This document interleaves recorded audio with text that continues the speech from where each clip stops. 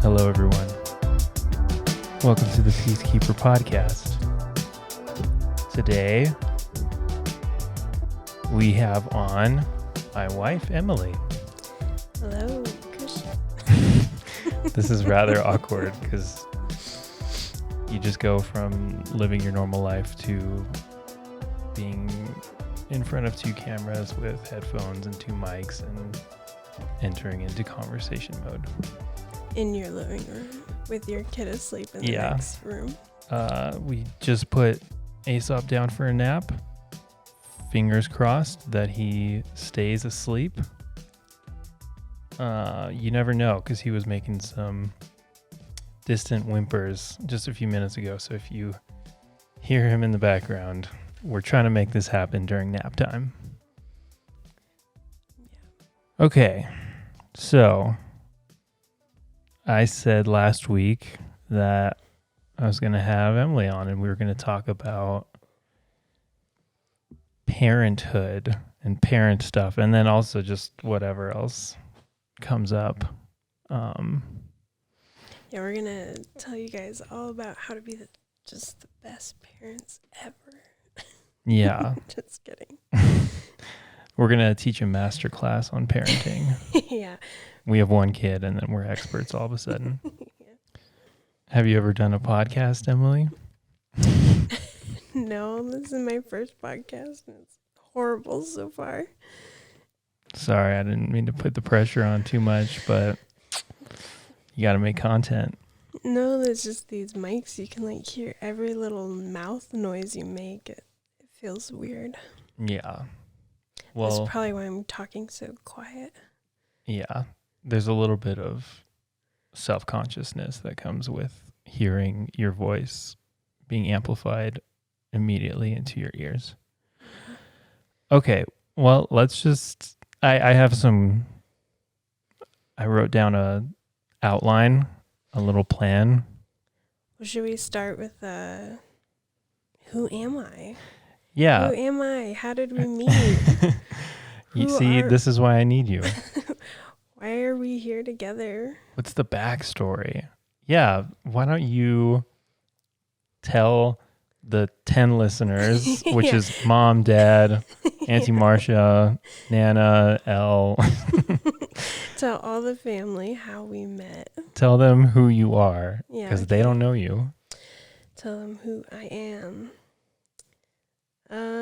Okay, so I'm Emily.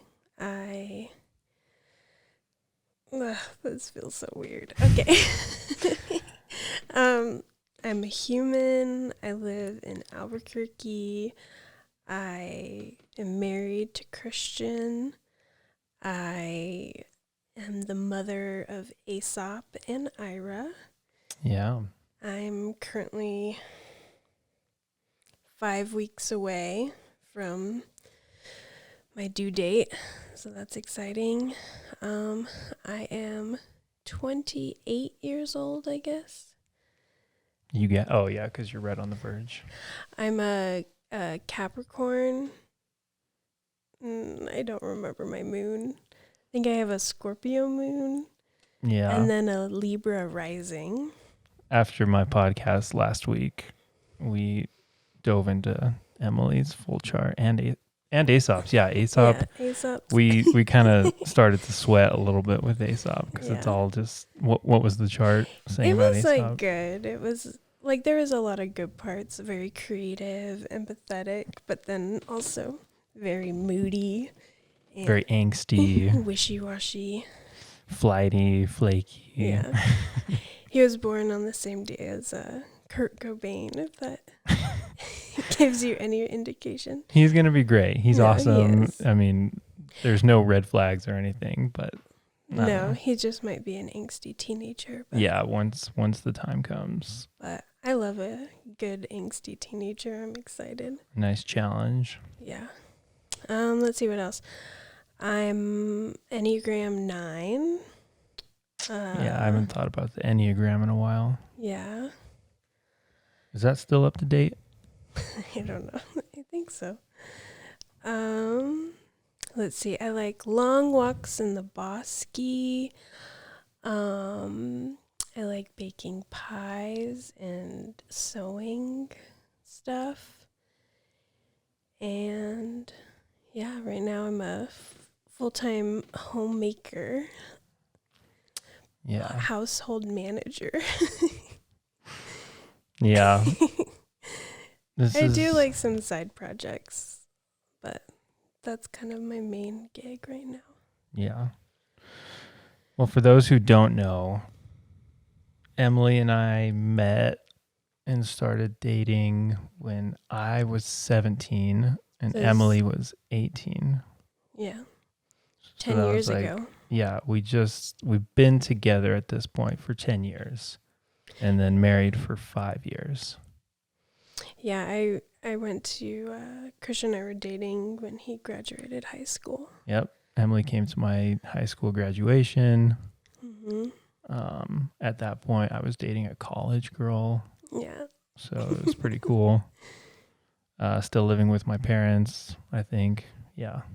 Yeah, I was living with my parents. Yeah.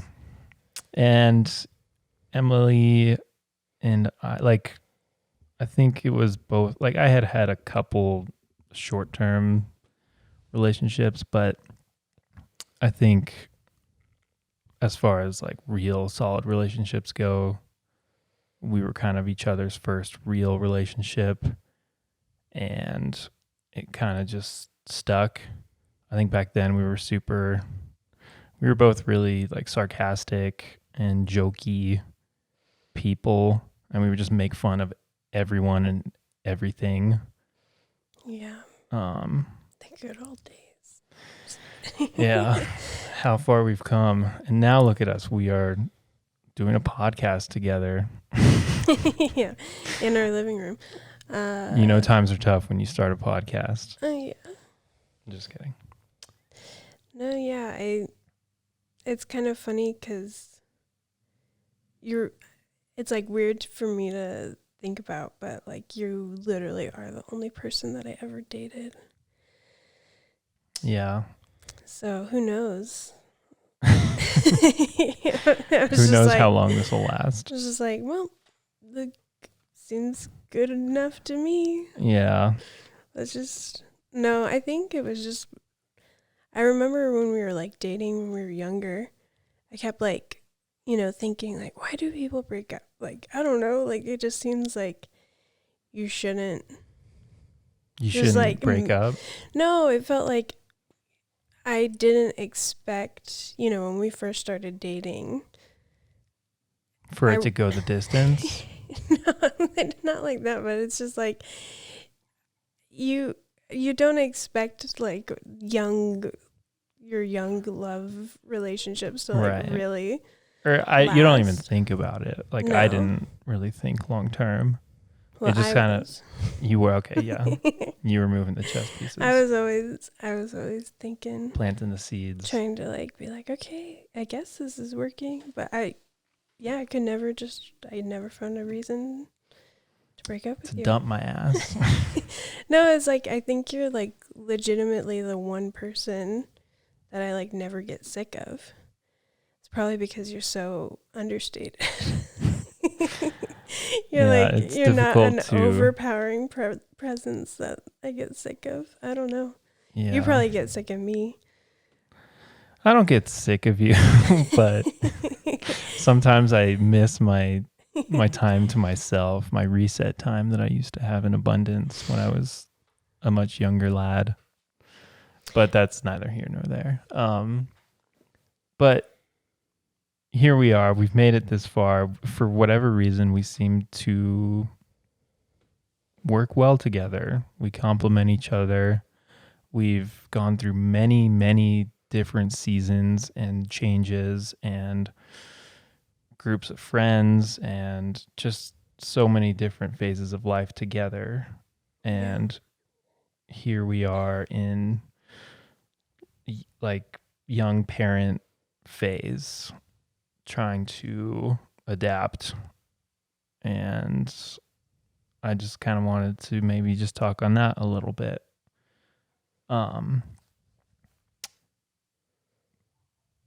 Aesop is awesome.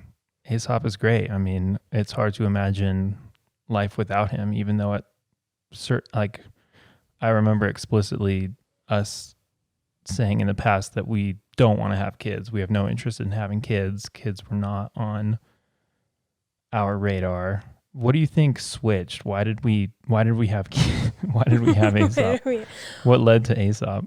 Well, I know for myself, that was something, especially when I was younger, I felt like I had to tell myself, like, oh yeah, I'm not going to have kids. Because, like, the thought of having, like, planning my future around having kids was so overwhelming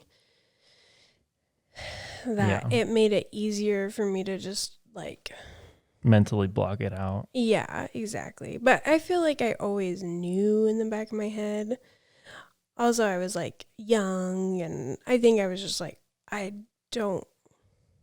knew I wanted to wait a while before even planning that part of my life. Yeah. So, I mean, yeah, because we're young and we can't really think about the seriousness of bringing children into this world. Yeah. But I think as I got older, I started to, like, think about, like, you know, what kind of life I want to have long term. You know, you start doing more, like, long term planning. And we both came from families with 4 kids, 2 girls, 2 boys. Right, yeah. And the thought of just, like, getting old and, like, having no kids or, like, no family, like, I think when you're young, especially in your early 20s, like, your family and your life is your friends. Yeah. And, like, we had, like, such a solid friend group, which I still love every single one of them now. But I think, like, as you get older, you really do start to realize the importance of, like, family and how, like, yeah, just those, like, familial ties are really important. And so, yeah, I think I just, like, you know, fully realized that I wanted to, like, have a family and not be, like, old and lonely. Yeah, not that there's anything wrong with old lonely folks.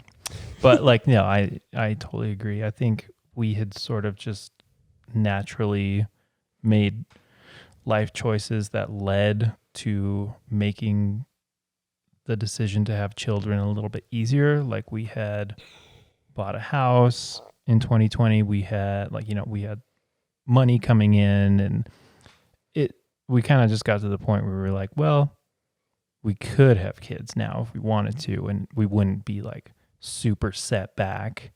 Like, they wouldn't be an inconvenience. So we thought, no, but yeah, here we are, and we have almost 2-year-old, and then little Ira is due in like 4 or 5 weeks. So we're just sort of mentally preparing for number 2. Yeah. Which is going to be very, very bizarre. Cool. Do you want to get into these questions? Yeah. Ask me your questions. Okay. So again, like I was saying, I'm trying to plan my podcast a little bit better instead of just walking blindly into the unknown. So I wrote down a few questions. Question number 1. What does parenting a young child / children look like in 2022? So what does modern day parenting look like? And these are not questions directly asked. There's just topics that we can go over. What do you think? Well, I feel like I want to highlight that, you know, even just the term parenting is a new term. Here we go. Yeah. This is my hidden brain. Okay, so I was listening to a podcast. My hidden brain podcast. No, parenting now is, I think, let's see, how do I say this? It's awesome, but it's you definitely realize, like, I think once I had ASAP, it like clicked in my head, like, why people used to live, and some still do, in like multi-generational homes. Because, man, trying to just like do it on your own. I mean, like, luckily we are raising ASAP together, but like the thought of like being a single mom or a single Brutal. dad, like, Yeah. that is just like not, you can just tell that that's like not how it's supposed to go. Like, anytime we have like, you know, my sister comes into town or like extra hands around, Yeah. it makes such a big difference. Like, I love when Maddie's in town oh because yeah. I get to kind of take a step back and Well, it's just like you realize like that's like the environment that like kids really thrive in too, is just like having a lot more interactions with like other family and like being in like a safe, supportive environment, but with a lot of other people. Because it's just like him and I, he like gets sick of me. He's like, stop bothering me around. And I get sick of him too. Like, he and I are just like literally together like 24/7. yeah. And I mean, obviously I love him and it's like the best job I've ever had.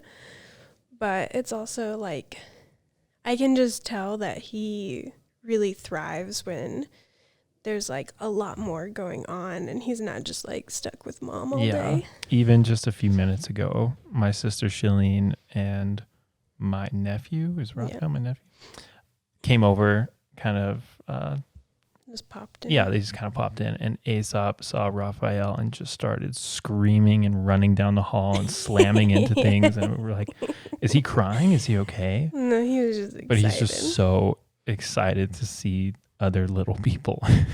Yeah, and well, and especially like even when you have like, you know, a newborn, like just having like extra hands and extra like bodies for the little baby to sleep on like makes such a big difference. Like, I'm definitely like thankful that we live with like family close by and like we have supportive like family networks. But yeah, I definitely have like my fantasies about having a compound where all the Starting a little cult. Not a cult. No, like a family. A family cult. No, not no, like a little family compound where all the kids can like hang out and play together. And I mean, whatever, it's like very idealized in my head, and I know that it probably would be very difficult. But at the same time, like, I know you definitely value your privacy, where I probably kind of can live with more blurred lines. Yeah. I don't know. I mean, yeah, I guess I'm just so, I am a pretty independent person, and there are aspects of living amongst other family members and close people, you know, that, like you said, the help and doing things together, and there always being company and kind of having like a Seinfeld energy of just popping in and dropping by and all that. And we have a little bit of that right now with Hudson, and that's great. But I think there are other aspects that I enjoy about having, like you said, a little bit more privacy. But I think having family within 30 minutes to an hour away is also pretty nice, because my parents are an hour away. I have siblings that are, 30 minutes away and stuff. And so that's always super helpful. I want like them to be like 30 seconds away. Like, my like dream is for my sister to like buy the house behind us, and then we knock down the fence and we just have like a shared garden. I mean, that could be fun. The kids just like run back and forth between the houses. I think I just know realistically that would never actually happen. Christian, don't say that. We gotta manifest. Yeah. I mean, if it did though, that would be cool, but I just don't think it ever would. I know. Hey, the house right next to us is available. Hey, the house right next to us was available it was, for a minute. We'll see. Nothing's We'll see. impossible. Okay. I think, what other things? I mean, we don't have to spend too much time on these, but we could talk. I mean, yeah, I guess like we could talk like screens and like just like modern day kind of. Well, and I think now, another weird thing about parenting now is like you have so much information. Yes. That's like at your fingertips. You don't know like what is like really the right way, right thing to do. And then I feel like we've like lost a bunch of like parenting knowledge like over the past like, I don't know, 100 years or so, to where, I don't know, there's some aspects of it where, you know, I feel confident in just like following my instincts and I'm like, yes, I know what to do. But then there's other aspects where I'm just like, what do I do? How do I handle this? Like what? Yeah. Like, and then too, you're so aware of like, I don't know, like every little thing you feel like your kid is like gonna need therapy like later for. Just like, am I screwing him up? Is he not gonna be confident? Am I instilling intrinsic motivation or is this extrinsic? I feel like that's a very modern day parental like stressor. Of just like, is my kid going to need therapy? Like, I doubt other generations in the past have thought about that. Yeah. Not that that's like a good or a bad thing, but I think that's just like a very modern source of anxiety. It's just like passing along your own anxiety to your kids. I know. Well, and then that's another anxiety. Like, am I just putting this on my kids and then they're going to become anxious because they see my anxiety? I don't know. Right. It's a mess. But I think at the end of the day, you just got to like, I think as long as you love your kids and actually care and try, that's the best you can do, I guess. Yeah. Great. Okay. Let's move on. I have 7 questions. Who knows if we'll get to all of them, our topics, but okay. Well, we kind of did already talk about that a little bit, so I'm going to skip that. Okay. Would you recommend having children to our friends and people around us that are able to have children, but they don't? Like they don't want to, or they just don't have kids? I guess I was thinking like people that are able to have kids, but don't, which I think is a lot of like most people. Or let me backtrack. Just people our age in our friend group, in our circles that are just choosing to not have kids. I don't know. I think like from having ASAP and like, I don't know, thinking about it and like reading books, like becoming a parent is a very big and serious deal. And I think you should like, I mean, it's crazy that even nowadays we have, you know, like it's so natural to ask friends like, oh, do you guys want kids? Yeah. Where like before birth control, that was like not really like a question you right. like ask people. You kind of just like, it's like, oh, 14, 15 and you're pregnant and have like, yeah. Yeah. So it's kind of like crazy that that's like a new question, but I've told you I like revising that question. Instead of asking, do you want to have kids? You should ask, do you think your kids would want to be born? Boom. Where is that from again? That's from like a book or a podcast or something? Oh, it was, well, I mean, no, it like that question didn't come from anywhere. Well, it's not like a specific question asked anywhere, but it came from reading a book called Breast and Eggs. Oh, right. Yeah. Okay. I remember. And they were just talking a lot about, you know, like, is it right to bring a being into this world with no guarantee that they're gonna like actually want to be here, and like kind of like thinking about, do we have the right to just like bring people into existence? But it's kind of just set up that way. Yeah, right? no, I'm not like, I just think that, yeah, I think that it is something you should take seriously. Yeah. And that, yeah, if you're gonna like, if you're like, yeah, I don't know if I want kids, then you shouldn't just be like, well, let's just have them. Like, like that's like right. And I don't think it's a huge commitment. Well, I'm sure some people think I like mean, that, and yeah, sure, it happens where it's like maybe it's not planned. But I think those situations are the ones where it kind of very much forces you to grow up, mature, and deal with this incoming meteor of a child into this world. Like, I don't know. I feel like you shouldn't be like, even though I literally just said like I kind of wanted to have kids so we could like have a family and like not be alone, but I think like you shouldn't be having kids for yourself. I don't know. People can do whatever they want. It's an interesting like, do you conversation, because it is kind of a selfish choice to bring in a child into this world because you want to have kids and you want to, but like, yeah, they don't have any say in that decision. Yeah, so I feel like if you do have kids, then you should just take it seriously.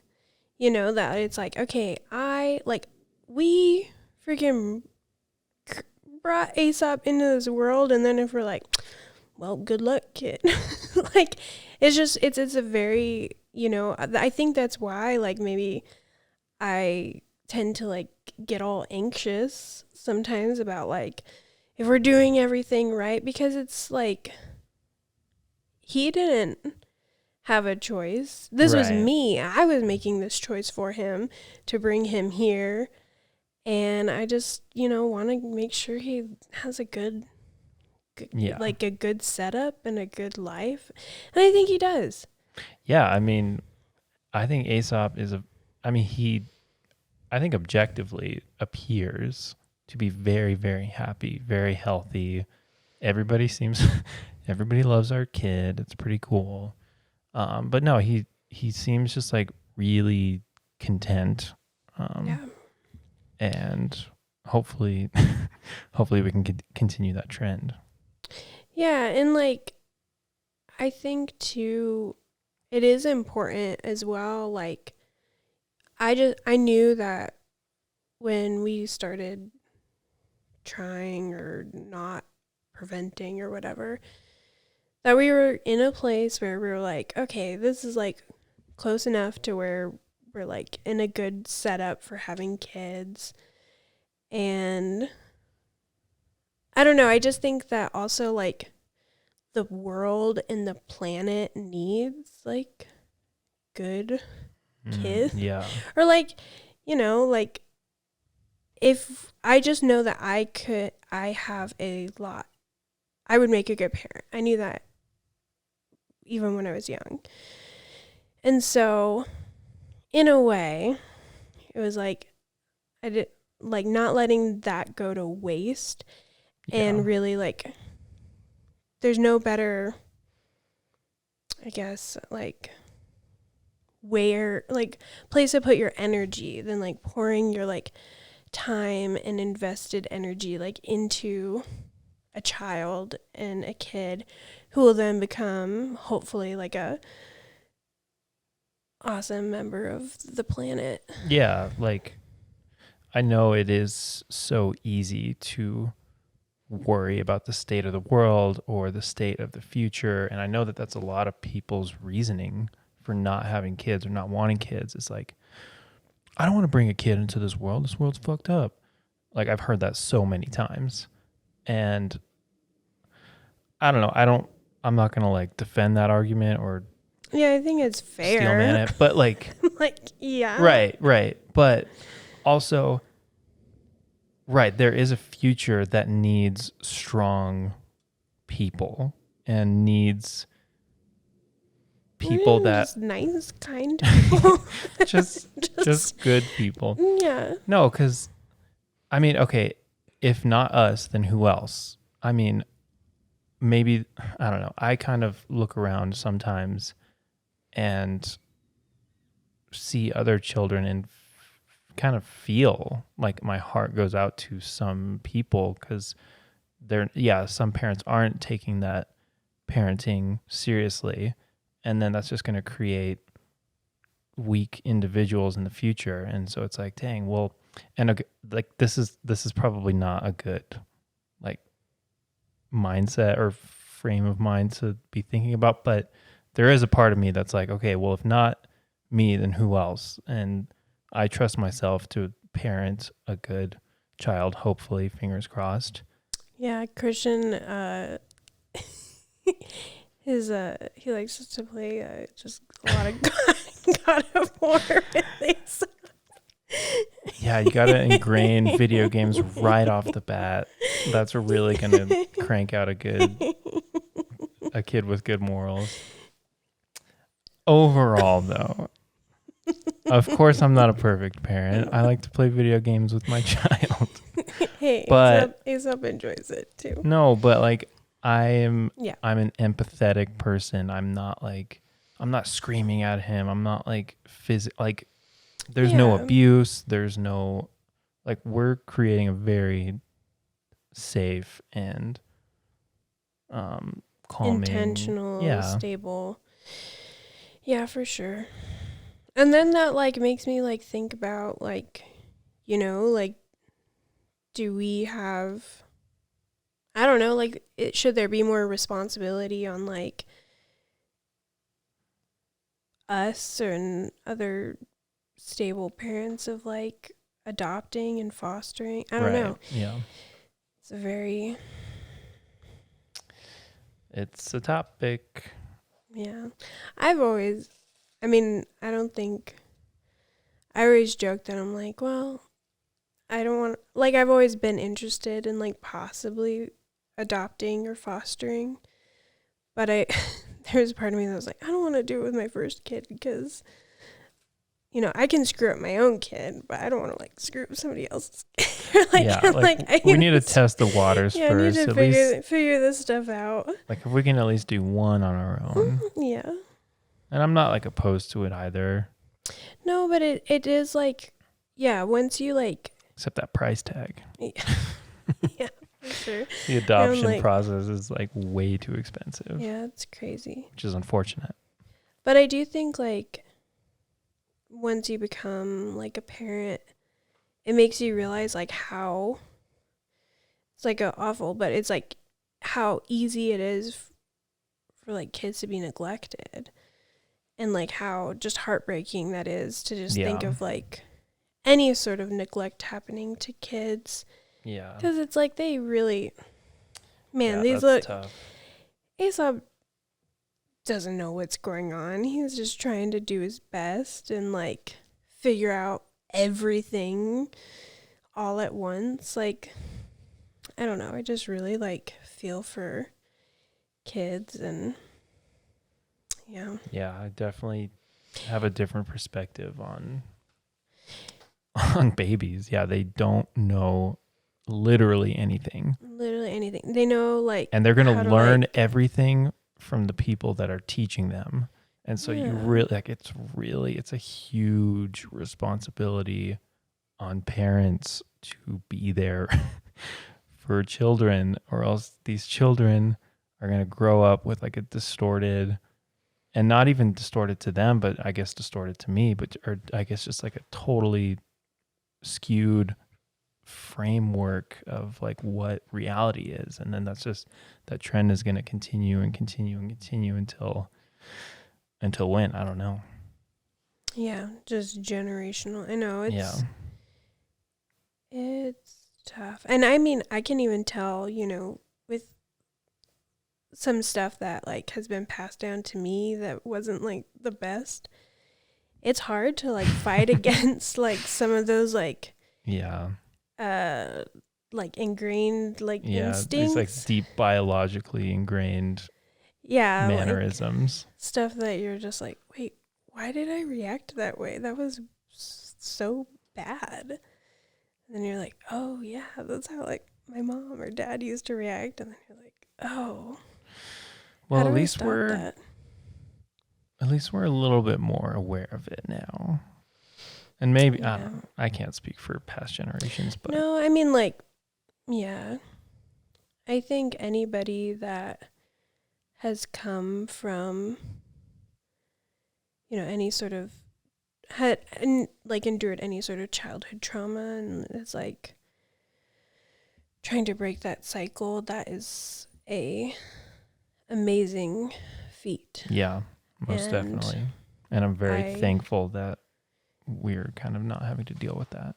We're lucky enough for the most part. There's some, there's some. For the most part. Yeah. I guess I'll speak for myself. Yeah. I'm like, but I don't think we're passing along trauma to Aesop is what I'm trying to say. No, like, yeah. We've had our fair share. For sure. Like, I think, my mom, God, some of the stories she tells, she had just a horrific childhood. And I know, like, I got just like a sliver of what, she let slip by when she was parenting. But I know that she did her best to like break that cycle. And I think she did a pretty good job for what she like went through. It's really, and man, that is just like really tough. Yeah. Cool. Do you want to delve into that a little bit more? Or should we move on to the next one? Oh, like mom stuff? Mom stuff or parent stuff? I don't know. You don't have to, but you're welcome to. I mean, I guess like, as we're like preparing, I think like one of the biggest things that I have realized from becoming a parent is like how much processing of your own childhood you do.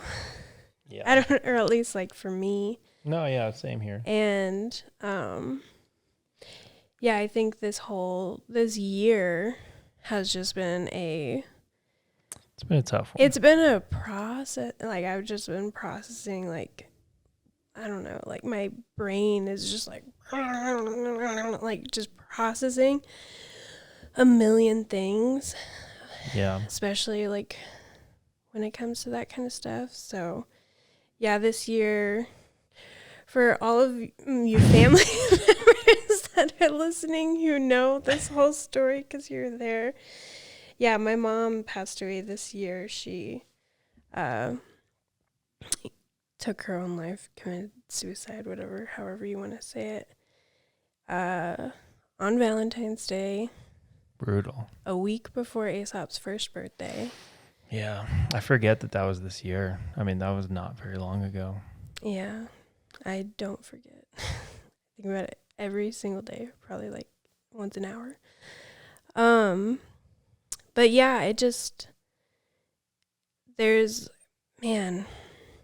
with that, I feel like I've learned so much. I don't even know how to like sum it up or anything, but it definitely just has like forced me to just like process a lot of family dynamics and childhood dynamics, and you just like think about every single, I don't know, interaction you ever had with her, and it's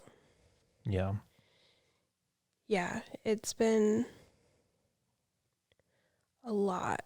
And then too, with like this new baby coming, she was a really, really big part of my birth with Aesop.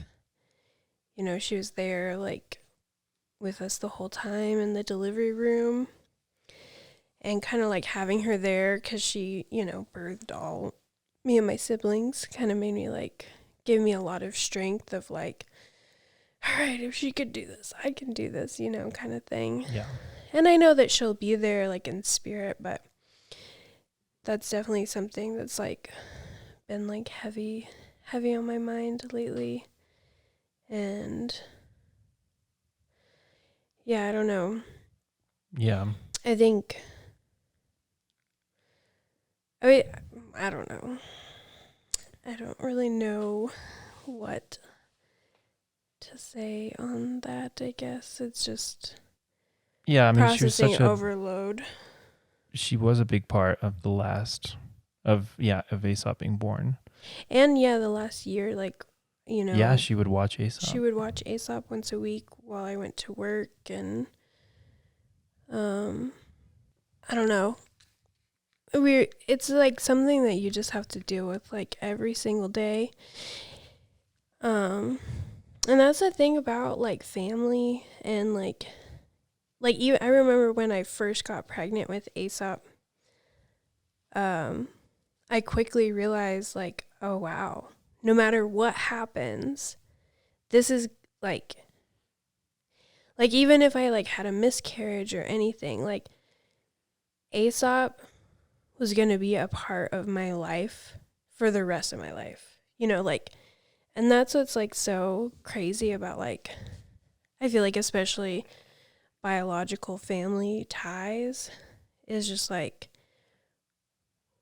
no matter what happens, that connection, like it's like they're a part of your story and your life for as long as you're alive. Yeah.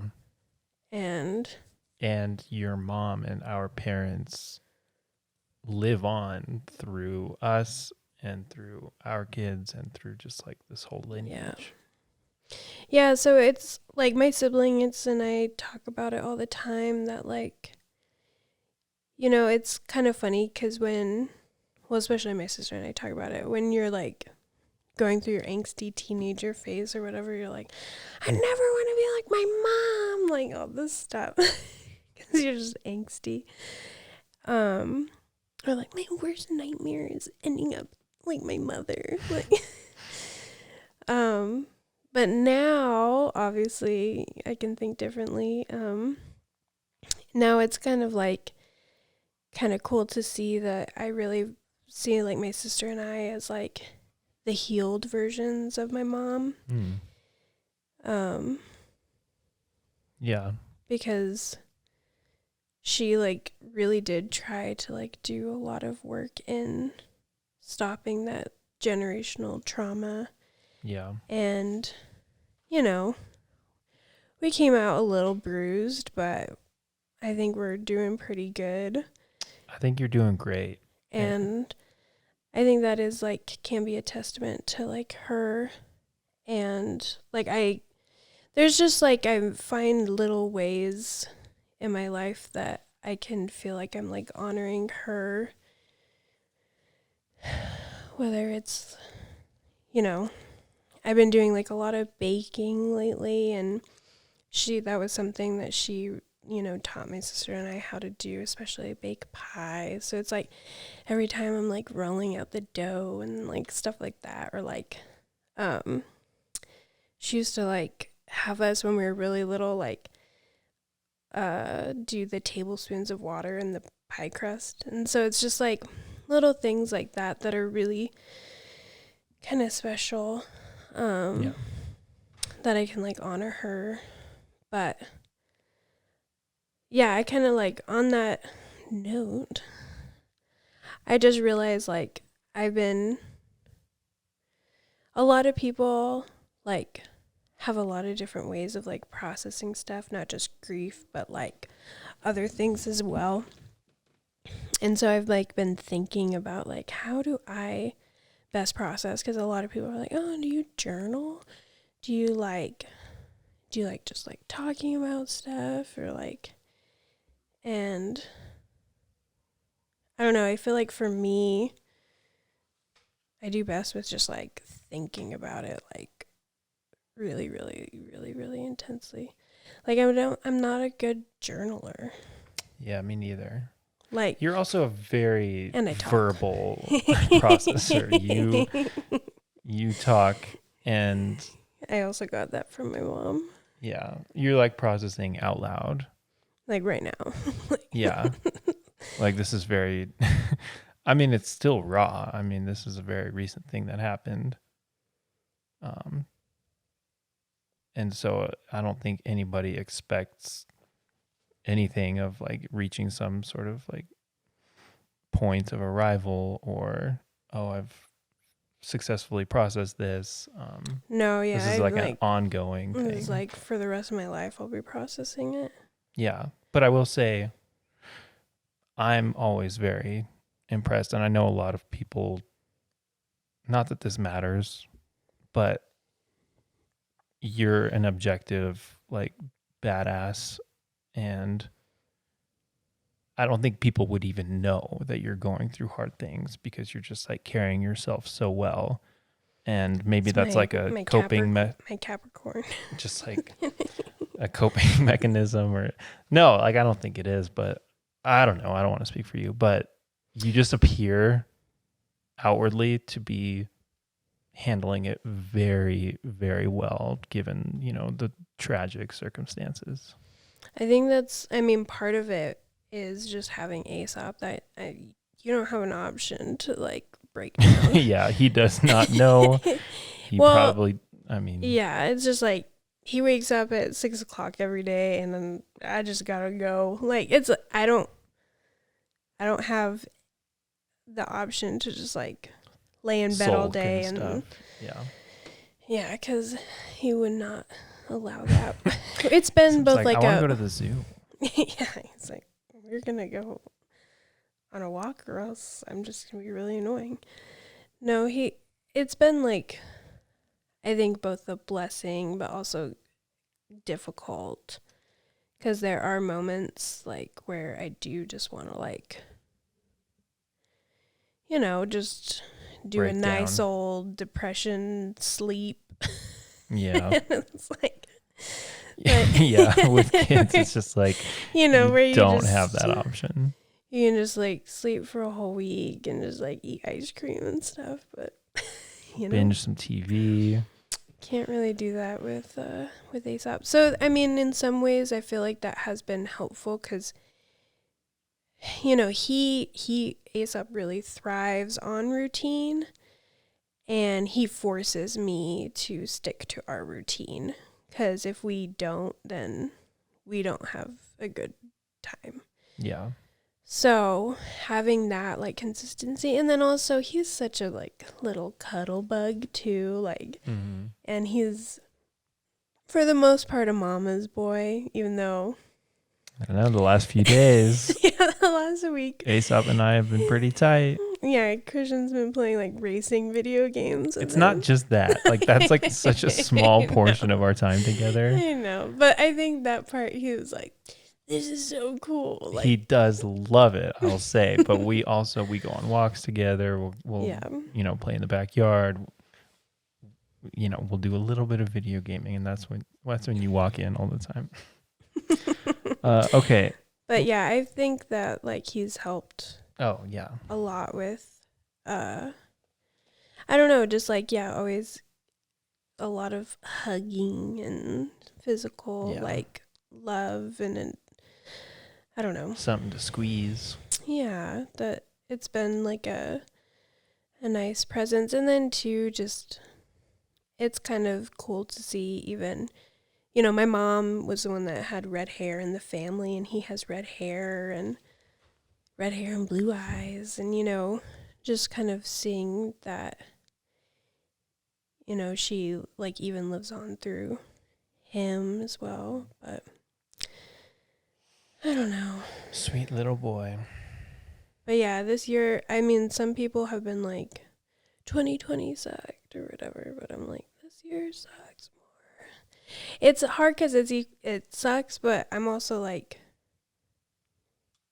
Like, I got pregnant and I've been so excited. It's just complicated.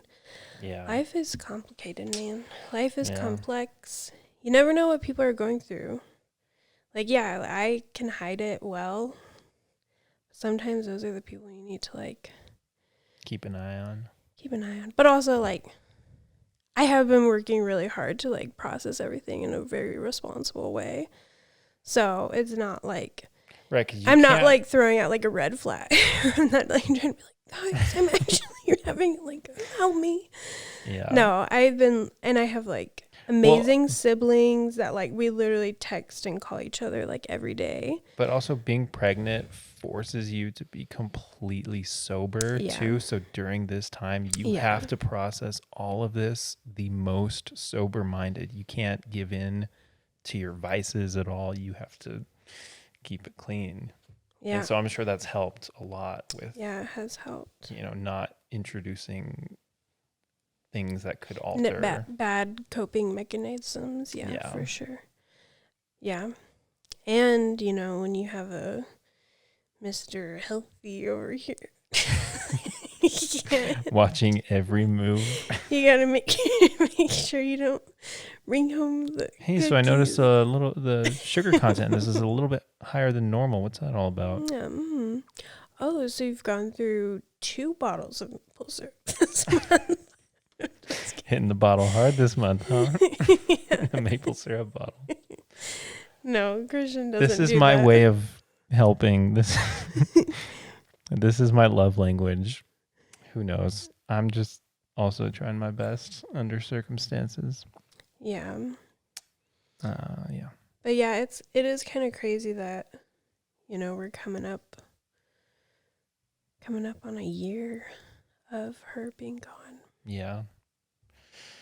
A couple months away, yeah. Yeah. Yeah, I don't know what. I think my siblings and I are going to, like, do something, but I'm not sure what.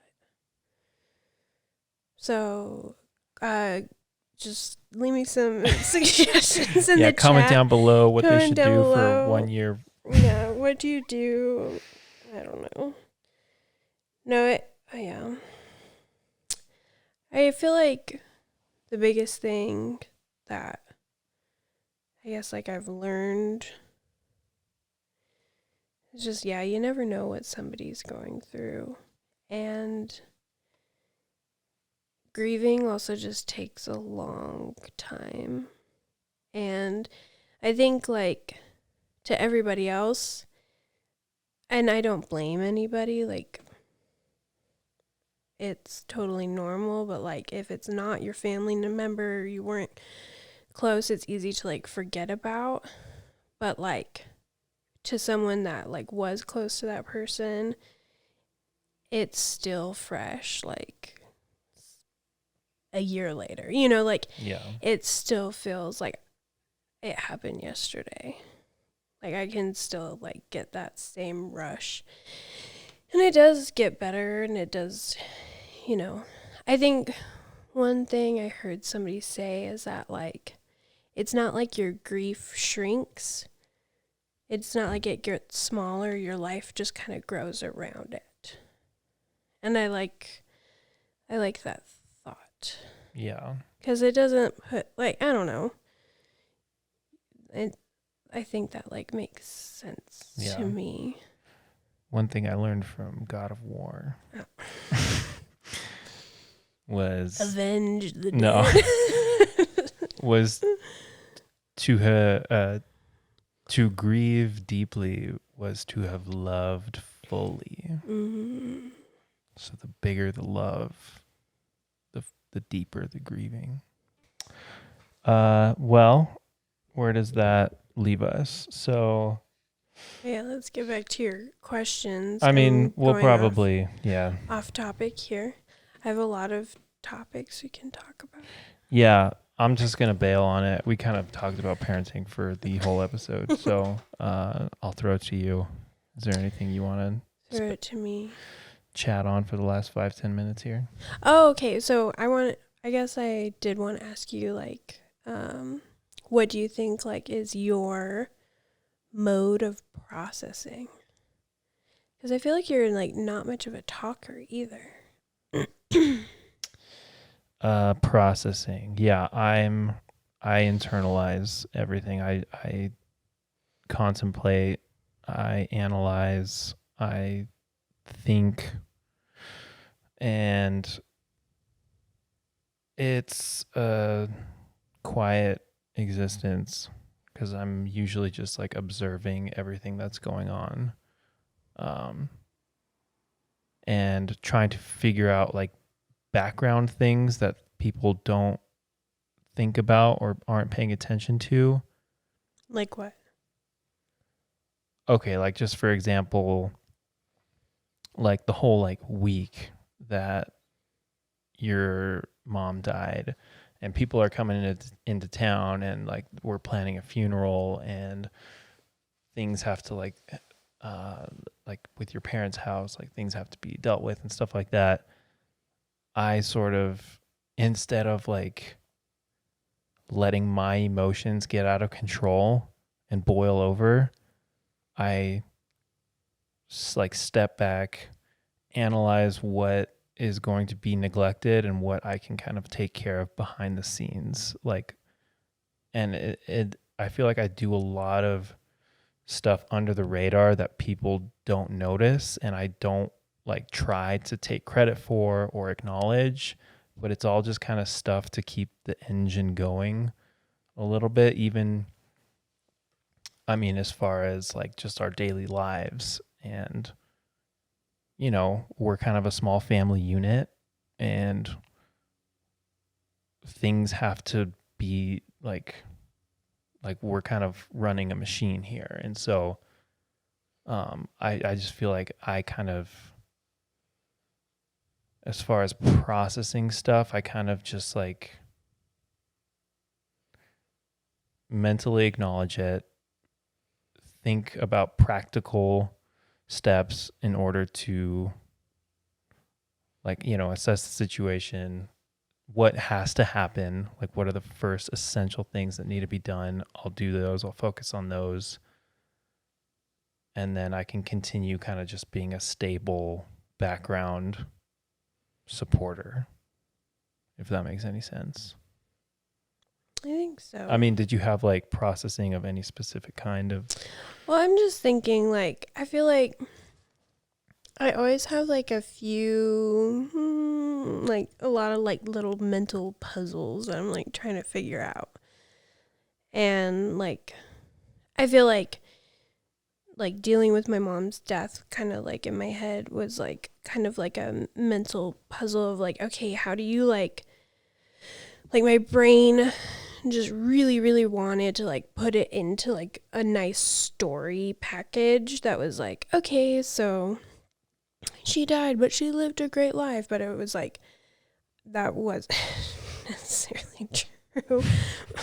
But it was like, my brain just like kept trying to like solve this puzzle of like, you know, like figuring out how like this now fits into my story, how are my memories gonna be like coordinated, like how am I I don't know, like how did my past interactions like lead to this kind of thing, just like stuff like that. Mm-hmm. And I know like for some people, like for me, yeah, like talking is very helpful, but also just like thinking about it a lot. Like I just have to like really, really like let my brain like in the background. It'll just be kind of like looking for new like always like sifting for new information that it can like plug into like different places. Yeah, I can see that. But like I've just noticed that like I personally don't do good with journaling. But working with my hands is also, I think, another way that I kind of like process stuff, like, yeah, like baking, and like I've been doing a lot of sewing, and both of those things are kind of like meditative in a way.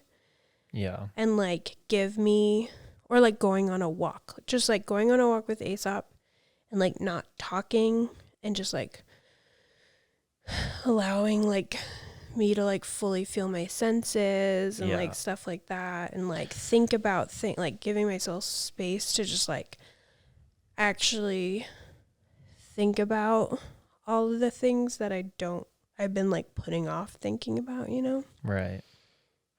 Yeah, I think physical activity is a big component. I mean, in my processing is like I have to do something that's physically well, it doesn't even have to be physically challenging, but just like, stimulating your body, like your machine. You have to, like, going on long walks. We've had some like the deepest conversations, just like going on a long walk and just talking. Yeah, I think walks are like really, really important. Yeah, I guess I've never had to process something of that magnitude before. I've had my own things that are different. Well, I mean, like you've had to process like when you got diagnosed with Crohn's disease, and Yeah, and I guess it like that kind of stuff takes a lot of like, okay, how am I, like you had to like almost like grieve the life that you thought that you were going to have. Oh, yeah, I've definitely had that many times of just like, there's been multiple points where I was like, okay, I'm not going to live like for much longer. So what should I do for the rest of my days here? And I'm sure part of that was irrational, but it was also very real in those seasons of my life of just like, damn, I've had to cope with the fact of me legitimately thinking that I wasn't going to make it another like 5 years. But I've also lost that too, which is kind of fascinating. Like I remember being in those states of mind, but I cannot go back to that feeling. Like I can't recollect what it was like in those moments. I remember being, just absolutely depressed and like, having those big depression sleeps and that being like a big season of my life. But it's kind of cool that that's mostly memories at this point, and it's not living in a state of like constant crisis. It's like labor. You forget it. Yeah. Not everybody, but I guess for me, I know it was painful. It was all hell. Yeah. But I don't like physically remember the pain. Yeah. And as far as grief goes, just block it. Yeah, just shut it down. Yeah, I honestly, I've never had to deal with grief. And I think your mom dying was the closest that I've had to like, it's like the closest death that's ever. I mean, my grandparents died, but for whatever reason, I wasn't like old enough or online enough or mentally present enough to kind of acknowledge what that meant or what that was. It was just kind of like, oh, grandma and grandpa died. Like, that's very sad, but it didn't affect me like at all, which is kind of like, I feel like if it happened now, it would definitely affect me a lot more, but it didn't back then. And I feel like something as monumental as like an immediate family member, that's going to be, we'll just see when the time comes, because that's going to be a different thing. The circumstances as well. Yeah, right. Yeah. Because there's beautiful death and then there's not beautiful death. What is that? There's Interhuman call it like complicated grief. Oh, yeah. I don't remember, but yeah. Okay. So maybe, I don't know, we could wrap it up with telling everybody our birth plan for this new baby. Okay, go. Okay. So for this new baby, we are hopefully going to give birth at Darloo's in either the tub or the shower. Which Darloo's is a natural birthing center here in town. Right off of 4th Street. Shout out. Yeah, shout out to Darloo's. They're awesome. Absolutely awesome. They are awesome.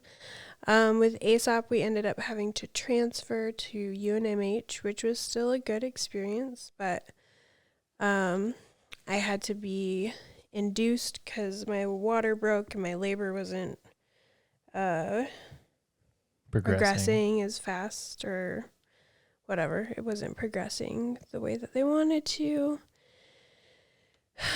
So I had to have Pitocin, and that sucked. So hopefully with this little boy, little Ira Sycamore Puckett. Are we going with the middle name Sycamore? Yes. Okay. He's gonna give me my labor of my dreams. Yeah. Now, at least now, I mean, like, honestly, I am confident in my resilience after this year. I'm like, dude, whatever. Life, throw whatever you got. But please throw only nice things. Just kidding. But no, like, I think we got it. I can take it, but I don't know. I'm like, come on, give me a bone. Throw me a nice labor. But I'm hoping, to give birth in a nice little birthing suite at Darloo's. I'm going to try to do it. No pain meds. That's going to be my goal. Are we gonna do not nitrous oxide? Are you gonna do it? I'm gonna try not. Really? Yeah. Well, so part of it was my mom. I was the only kid that she birthed without anything. All natural. All natural.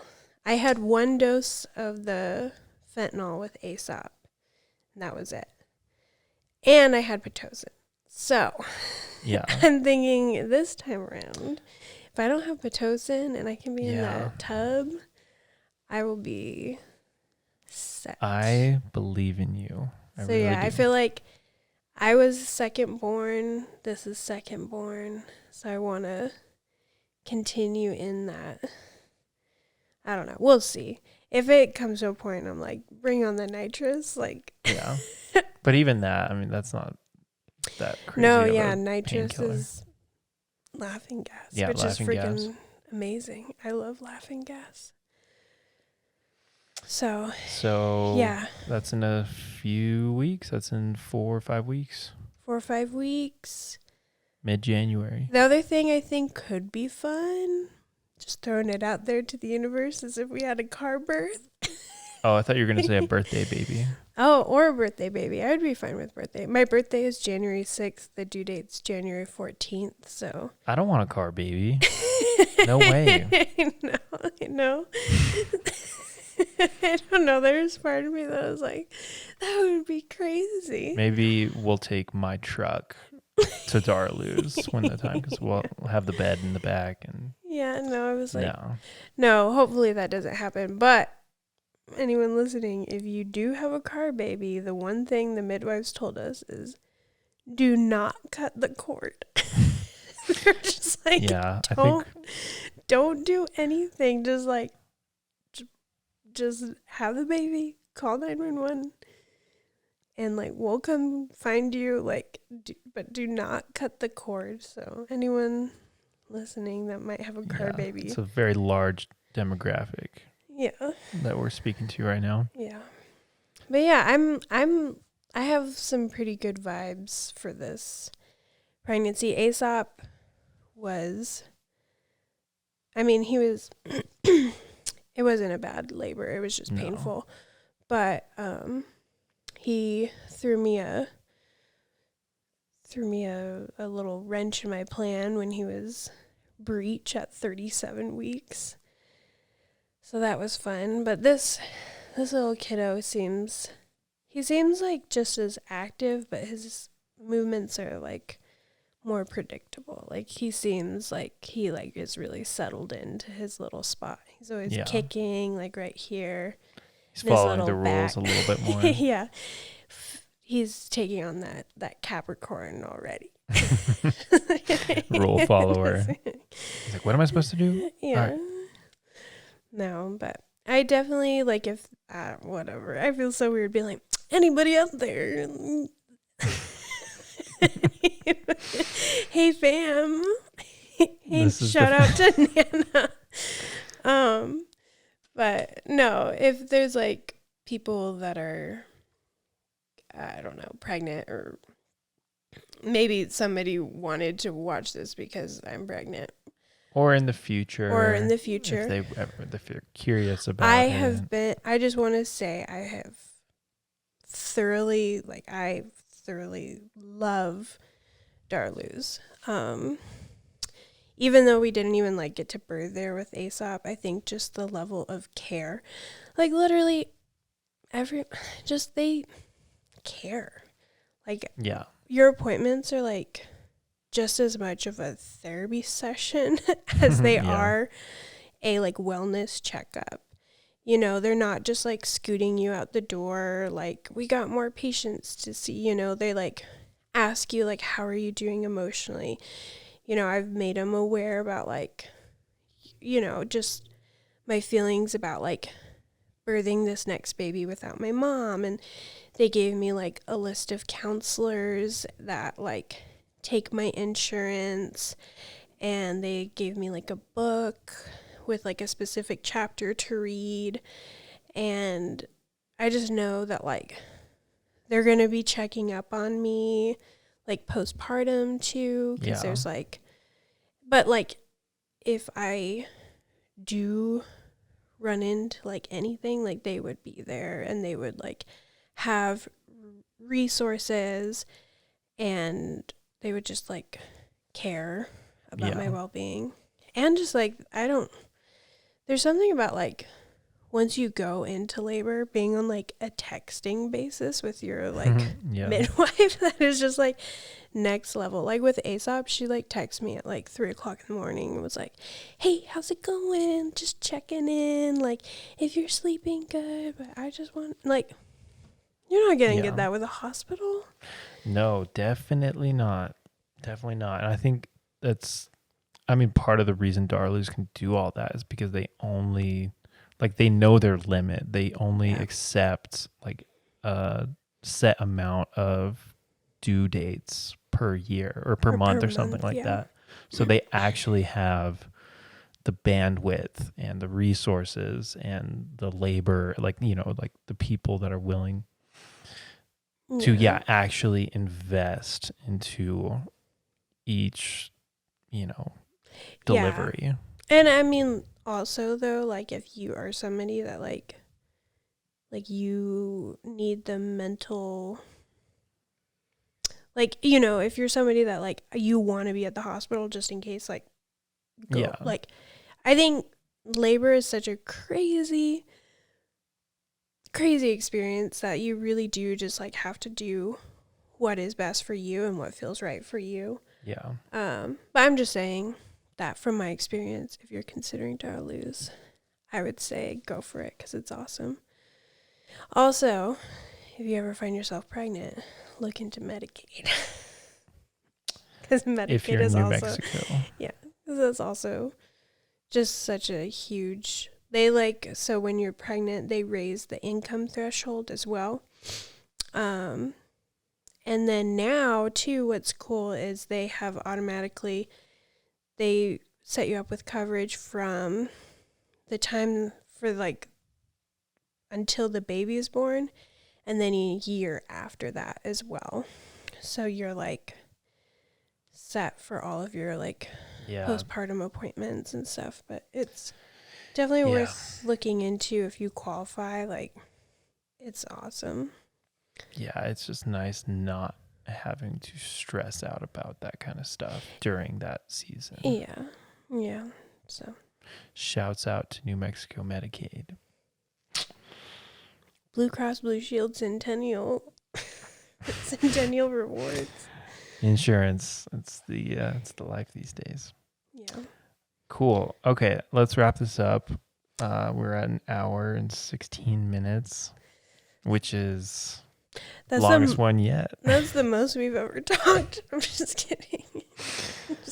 Actually, though, that probably is the longest uninterrupted conversation probably since we've Aesop. had since Aesop. Yeah.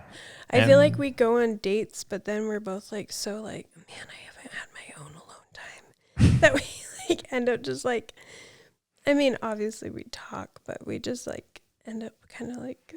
The value of alone time is it's very real, and you'll find that out once the you have value kids. of alone time and nap time. And like nap I'm time. like I'm sacrificing and like my nap time projects for this podcast. The strings we had to pull to actually pull this off is you'd be amazed. Yeah. Cool. Well, yeah, this is great. We don't have to talk for a week. Yeah. After this. Yeah. And we got it all out of our system. I'm gonna go plug in my AirPods. Listen to my music. You can plug in your God of War. God of War. Stupid video game. Where is the God of War? I could talk about God of War for a very long time. Game Awards are tonight. I'm excited to watch the live stream. You're gonna be at your launch party. Yeah, Aesop's gonna love that. No, we'll make it a good time. We'll incorporate some toys. Those new toys, maybe we'll dip into those. Yeah, shout out to San Isidro Church. Baptist Church. I don't know. Okay, I'm going to wrap this up. Thank you for listening, everybody. Thank you for coming on, Emily. Thank you for being the first guest and ironing out the wrinkles. Christening the podcast. Yeah. What do you think of the setup? It's not pretty bad. Comfy. The headphones kind of hurt my head after a while. They're $20 Walmart headphones. Yeah, they hurt. Yeah, okay. I might upgrade those. We'll see if the podcast budget allows. Okay. I will be back next week. Cue music. All right. Bye, everyone.